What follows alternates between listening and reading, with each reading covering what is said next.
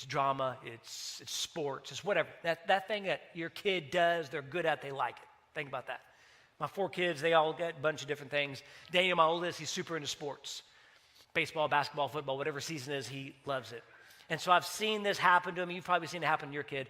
He's in the middle of a sport. Doesn't matter what sport it is. Doesn't matter if it's practice or a game. And I see something click. And as his dad, I know this. And as a parent, that you see this in your kid, I see something click. And all of a sudden, he cares more about what the other team or what the other players or his teammates are going to think about him or say about him than he does hitting the baseball or shooting the shot or throwing the football. And all of a sudden, he becomes tight.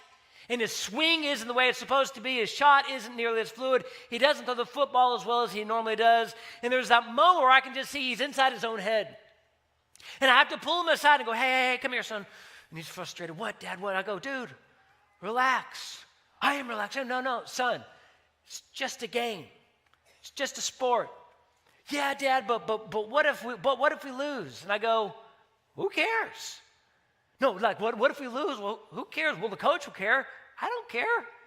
You're going to come home. You know what's going to happen? You're going to take a shower. You're going to go to bed. You're going to wake up. You're going to get on the bus and go to school. That's what's going to happen. Son, do you see any NFL scouts out there?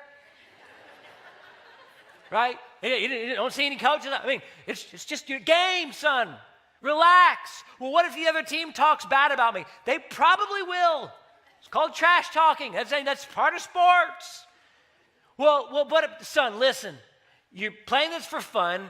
Your mother and I love you, and you're going to go home tonight, take a shower, and go to bed. That's what's going to happen at the end of this game. Go out there and play it, have fun. And there's a moment where, and you've seen this, where all of a sudden he clicks, and all of a sudden they start playing loose, and they start having fun. It's the same way when you understand, listen, I play to an audience of one, and his name is Jesus. And I'm going to walk after him, and I'm going to follow after him, and I'm going to allow him to work in my heart and my life. And you say what you want to say. You think what you want to think. You judge all you want to. But I'm going to have humility enough to go, Jesus, I need your help. And in those moments, you hear that daughter or son, go in peace. And there in that moment, the only thing the woman cared about was what Jesus could do, not what others would think. Now, I want you to look at the faith of the man. I want you to look at verse 42. Verse 42, it says, and the girl who was 12 years old, little 12-year-old girl, little middle schooler, immediately stood up and walked around, and they were overwhelmed and totally amazed. Now let me just replay the last few moments of this guy's life. He wakes up that morning with his daughter that's terminally ill, that's really, really sick, but still alive. In his mind, he has to go to convince Jesus to come with him to his house to heal her. He finds Jesus. He gets through the crowd. He convinces Jesus to go. He's so excited. He's going. He's walking. All of a sudden, there's something stops. He looks back. Jesus is having this conversation with this woman on her knees. You're not quite sure. Your buddies come up and go, hey, Jairus, she's died. What? Yeah, she didn't make it. We kept her long. I'm sorry. And then he's looking, and all of a sudden, Jesus is just going, have faith, Jairus, have faith. And he walks in, there's crowd, there's weeping and wailing, and then the commotion in this scene is intense. And there's a dad, you're trying to hold it together, but your knees are buckling, you're breaking on the inside, you're so frustrated because your situation has gone from bad to worse. It's gone from needing healing to needing somebody to be brought back from the dead. And Jesus brings you in, your wife is there, she's crying, they're there, and all of a sudden Jesus goes, get up, and all of a sudden your middle schooler, your little 12-year-old girl is 100% whole and alive and well and healthy. You too would be overwhelmed and amazed. Your jaw would be wide open and going, I cannot believe this, but I want you to notice his faith. Jairus had faith in it when his situation went from bad to worse. Have faith when your life, your situation goes from bad to worse. What happens when it takes longer than it really should? What happens when your situation goes from bad to worse? When it goes from sort of kind of sick to really sick? From sort of on the fringes of a relationship to a completely destroyed relationship? From sort of a bad work experience to an awful work experience? What happens when it goes from bad to worse? It's so easy to go, I'm out. And when Jairus' friends came and go, hey, she's dead, he would have been going, Jesus, don't worry about it. And to walk back, head down, mourning and weeping. It went from bad to worse, but don't miss this. Jesus never left. And I think so easy for us to go, went from bad to worse. Jesus, where are you? He's going, I never left. Jesus, where were you when this happened? Went from here to here. I was barely hanging on, and now my life is shattered. And Jesus is going, I've never left. And so easy, it's going, I'm out, I'm done, I'm walking away. But Jairus never left, because the only thing that would get him from bad to worse to the other side was the person standing right there, and it was Jesus. And I'll be very candid with you. Last night, I was sitting down in my basement office downstairs, going over this, came to this point, and dreaded preaching it. Because both personally and what I've observed, this is so much easier to preach it and to listen to it than it is to live it out.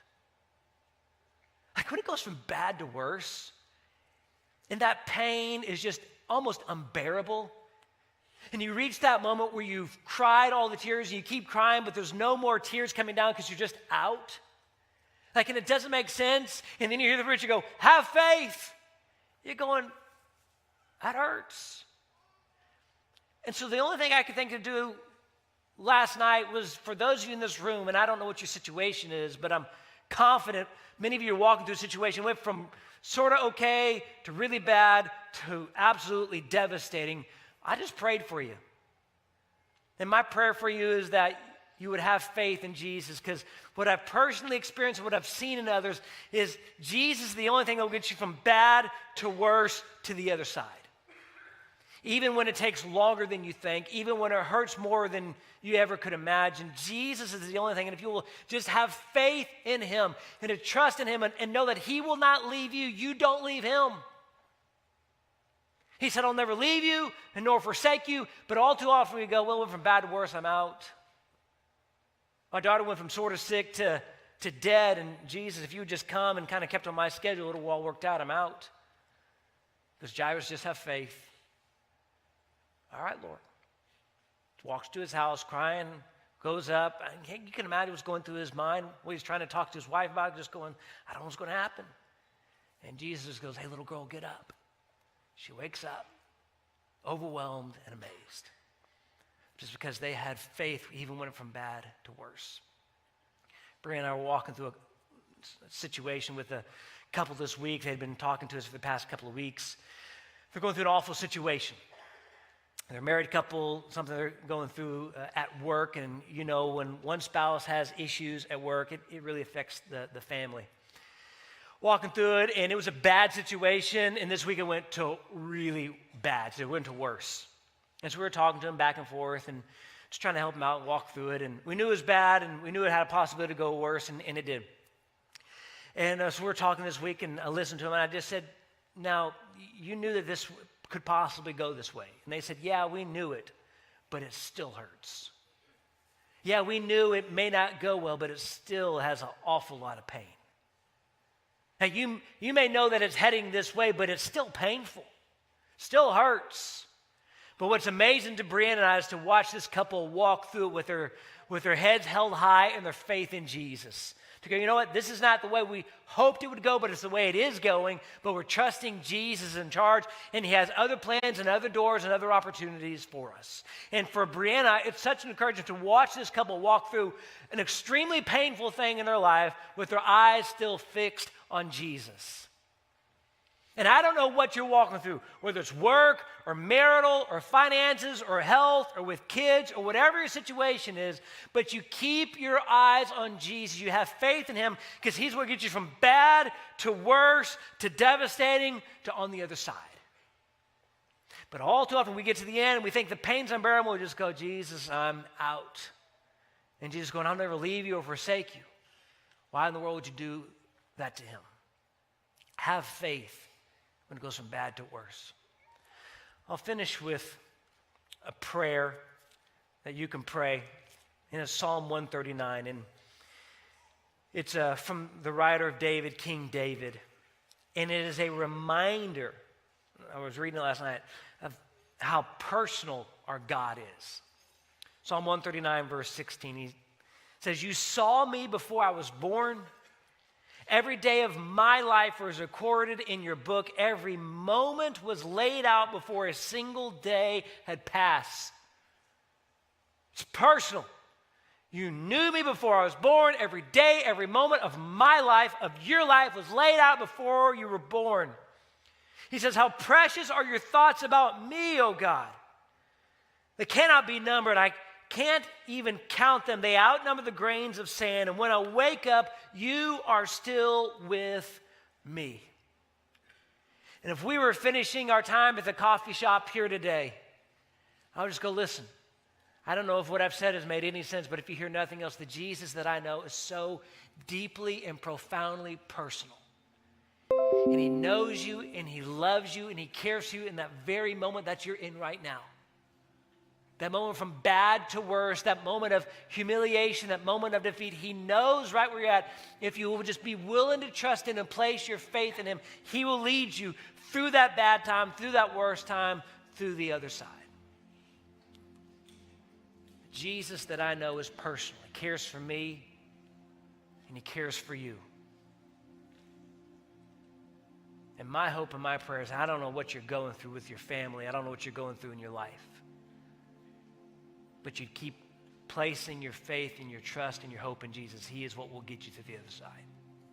Let me pray for us. Father, I thank you for who you are. I thank you for being a personal God.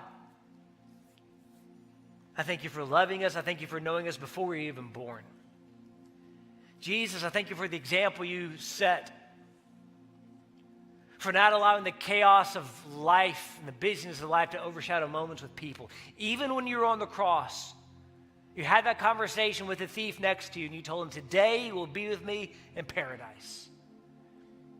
Lord, my prayer is that you would drive into the depth of every single person here today, that you are personal, that you love us and that you care for us, and that in those moments you know right where we are at, you will meet us there and take us forward with you.